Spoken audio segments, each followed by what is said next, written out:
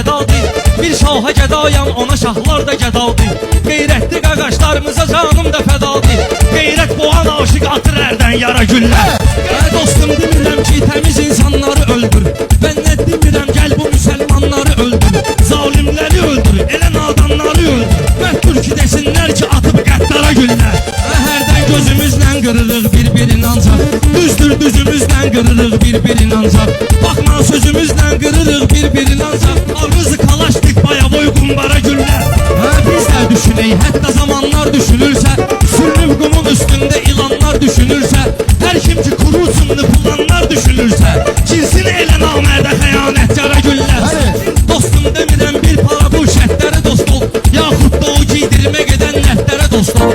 Zalimləri məhvə ilə ginən məhdlərə dost ol. Atma kora güllər, lala güllər, kara güllər. Şükür elə ona göz gətirib dürsə hədiyə. Alteş qaladın köz gətirib dürsə hədiyə.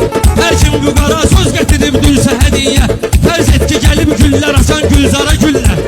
Zəhd ilə ginən sözləri və sat ginən ey dost. Meydandı bugün mən demirəm yat ginən ey dost. Bulvarıza da atson əgər at ginən ey dost. Atma ama ipten asılan baldara güllər.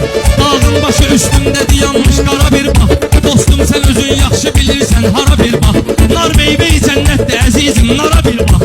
Fərz et ki xuda tac bəziyibdir nara güllər. Əbil bəşədi yedi kətdə elə qan eləyirdi. Meydanda çıxıb şirkimi cövlan eləyirdi. Sağlıqda baba hamıza divan eləyirdi. Satmıqdı xuluz ki atasız xumxara güllər.